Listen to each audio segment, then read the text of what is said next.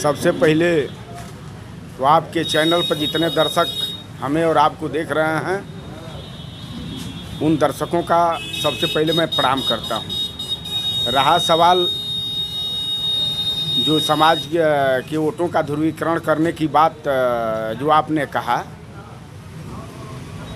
सुहेलदेव स्वाभिमान party Samajwadi party से गठबंधन की है। अपने गठबंधन के फर्ज को हम नेताओं ने निभाने का काम किया है। अब उसमें अगर किसी मेरे साथी को ये लगता हो कि महेंद्र राजभर समाज का ध्रुवीकरण करने के लिए कर रहा था काम, तो ऐसा कोई काम नहीं है। महेंद्र राजभर अपने सुहेलदेव स्वाभिमान पार्टी के संगठन को तैयार कर रहा था, और जो लोग तैयार हुए थे सब लोगों को इस बात को लेकर के ललकार रहा था। एक तरफ सम्मान और स्वाभिमान की लड़ाई है, दूसरे तरफ तलवे चाटने वाले लोगों की लड़ाई है। ओम प्रकाश राजभर खुद को राजभरों का सबसे बड़ा नेता कहते हैं, और घोसी गाजीपुर सहित उन्होंने कहा था पोलिंग के दिन कि पूरा पूर्वांचल हम जीत रहे हैं। हालांकि चेहरा बहुत उतरा हुआ था। पूरे पूर्वांचल का रिजल्ट देखे हैं कि नहीं आप लोग? आप चैनल के साथी हैं, पत्रकार साथी हैं। मैं तो आप लोगों को बहुत बहुत बधाई और धन्यवाद देता हूं, और धन्यवाद भी जो दे रहा हूं ये आप लोगों के मेहनत के अनुसार कम ही है। पूरे पूर्वांचल का रिजल्ट आपने देखा। पूरे पूर्वांचल में जो व्यक्ति घूम करके सीना तान करके कहता था कि एक तरफा चुनाव करा दूंगा, पूर्वांचल की एक भी सीट पर जहां देश का प्रधानमंत्री चुनाव लड़ता हो, जैसे तैसे चुनाव जीतते हैं। हम तो कहता हूं, जैसे गांव देहात में एक कहावत कहा जाता है कि जहां गईली डाहो रानी तहां पड़ल पत्थल पानी। जहां जहां ये गए हैं, आप 20 वर्ष का इनका रिकॉर्ड उठा करके देख लीजिए। और महेंद्र राजभर पर क्लेम ब्लेम लगाने वाले व्यक्ति से ये बात कहिए कि महेंद्र राजभर असली महाराजा सुहेलदेव जी का वंशज है। जहां पैर जमाता है वहां अंतिम दम तक पैर जमा करके रिजल्ट देने का अपने कार्यकर्ताओं नेताओं के बल पर कोशिश करता है। तो यह हार क्या ओम प्रकाश राजभर के राजनीति के लिए भी हानिकारक साबित हो सकती है? महाराज, आज के 8 महीना पहले घोसी लोकसभा का एक विधानसभा घोसी है, जहां पर आपके चैनल पर हमने इस बात को बोला था कि ओम प्रकाश राजभर का राजनीति में कोई अस्तर नहीं है। जिसके साथ रहते हैं वाहवाही करते हैं, और जहां उसका साथ छोड़ते हैं गाली फक्कड़ अनाप शनाप देते हुए। आप लोगों ने देखा है कि नहीं देखा है?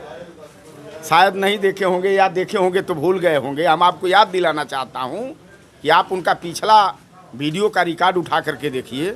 जिसके साथ रहे हैं, रहने के बाद भी दगा देने का काम किए हैं, और जाते वक्त गाली फक्कड़ अनाप शनाप भी बोलते हुए गए हैं। दरवाज़ा बंद करके गए हैं। फिर वो दरवाज़ा बड़ा मुश्किल से खुलेगा, नहीं तो हमको तो नहीं लगता है कि बंद हुआ दरवाज़ा इनके लिए फिर कोई खोल दे। अब दरवाज़ा खुलने की मतलब आवश्यकता पड़ेगी क्या? मंत्रालय जा सकता है क्या?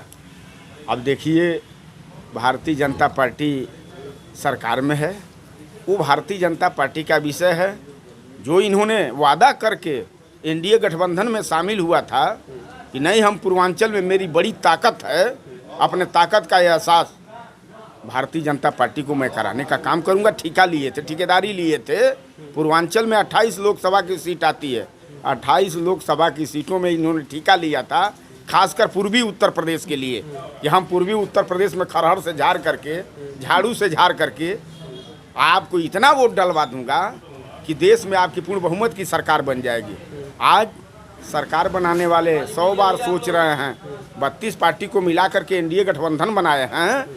अब सोच रहे हैं कि कैसे हमारी देश में सरकार बनेगी। इधर इंडिया गठबंधन के लोग भी अपने फिराक में हैं कि सरकार बने कि ताकि आगे कुछ काम हो। और जो बेरोजगार नौजवान आज रोजगार के लिए तरस रहा है, नौकरी के लिए तरस रहा है, किसान परेशान है अपने खाद बीज बिया बैंक को लेकर के, वो परेशान है। बॉर्डर पर डटा हुआ सीमा पर जवान परेशान है इनके सरकार से। और 4 बरिस का इन्होंने जो सर्विस के लिए ऐलान किया था, 2 करोड़ लोगों को रोजगार देने के लिए ऐलान किया था। अब कितना रोजगार दिए हैं?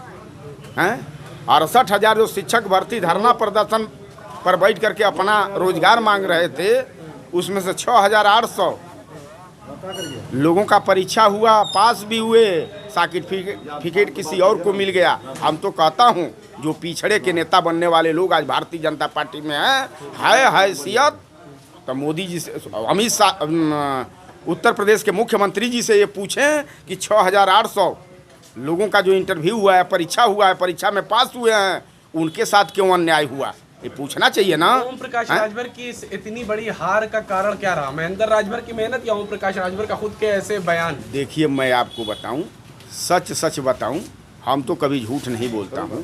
हम असली महाराजा सुहेलदेव जी का वंशज हूं।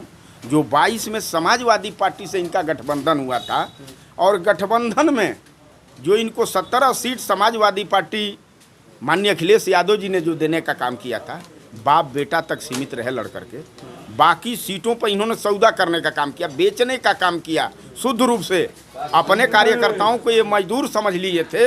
अपने नेताओं का, कार्यकर्ताओं का इन्होंने 22 के चुनाव में हवा निकाल दिया। उन कार्यकर्ताओं को मौका मिला है 24 के चुनाव में। अब वही कार्यकर्ता इनके लिए कैंपेनिंग कर रहे थे यहाँ आकर के घोसी पार्लियामेंट में, उनको मौका मिल गया। अपने अपमान का बदला जो अपनी जवानी इनके साथ लगाया, जो कार्यकर्ता ने कुर्बानी दिया, कुर्बानी दे करके इस हैसियत में, ज़मीन से इस हैसियत में उस कार्यकर्ता ने इनको पहुंचाने का काम किया, वैसे कार्यकर्ताओं का अपमान।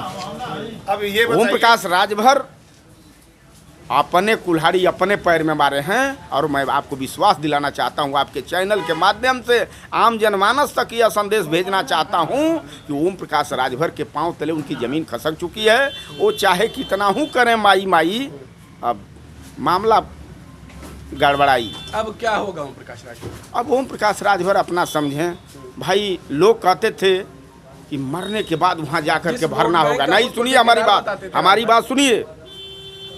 आप किसी बुजुर्ग से पूछेंगे, 70 बरिस, 75 बरिस, 80 बरिस के बुजुर्ग से पूछेंगे, वो कहेगा कि आप गलती करोगे तो वहाँ जा कर के भरोगे। हम तो अब आकलन किया हूँ कि अगर हम गलती यहाँ करेंगे तो गलती का सज़ा मुझे यहीं भुगत करके जाना है।